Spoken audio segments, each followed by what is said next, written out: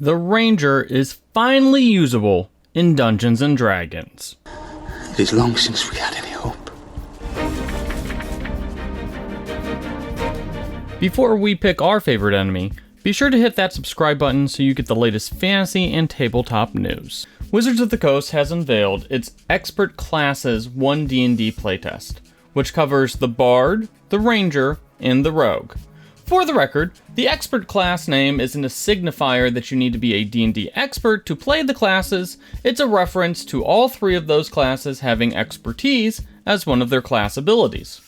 Now today we're going to dig into the Ranger and why the new class has gotten some major upgrades. While the Ranger is one of the classes we most associate with high fantasy tabletop RPGs, with defining characters like Drizzt, Aragorn, and Harsk, it's mechanically awful in 5th edition. Reality is often disappointing. Part of the problem with 5e Rangers is that they specialize in niche situations.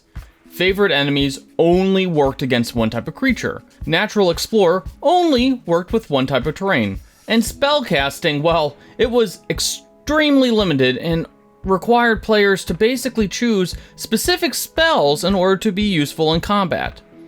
Keep in mind that Rangers were what we call spontaneous casters, which meant that players chose their spells when leveling up and were locked into those selections until the next time they leveled up.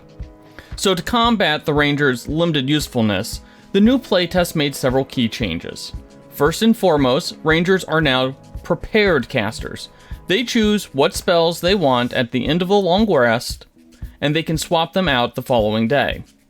This means that Rangers can choose specific spells that make sense for whatever situation they're about to find themselves in without sacrificing their overall utility. Rangers now also have access to cantrips, which gives them access to spells like Thorn Whip, Message, and Poison Spray. This makes Rangers a lot more versatile. We get so much more activities done. Favorite enemy was also simplified. A Ranger now has Hunter's Mark available at all times without it counting against the number of prepared spells. And when the Ranger casts Hunter's Mark, they don't need to concentrate to maintain the spell. It stays active until they choose to end it or until they're incapacitated. Several changes from Tasha's Cauldron of Everything were also incorporated and revised. For instance, Roving now gives Rangers an extra 10 feet of move speed.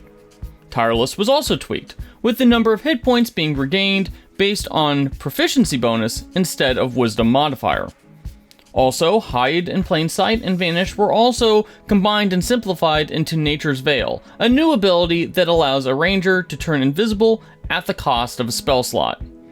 Finally, the capstone ability, Foe Slayer, was also changed, with the ability increasing the damage dealt by a foe with Hunter's Mark on it. That was only an inkling of its destructive potential. There were several other rule changes elsewhere in the playtest that provide Rangers with some additional potential buffs. For instance, two-weapon fighting no longer requires a bonus action to use, so a Ranger can cast Hunter's Mark and then make a series of melee attacks against a foe.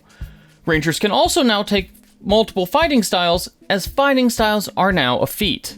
The Hunter also got a major rework.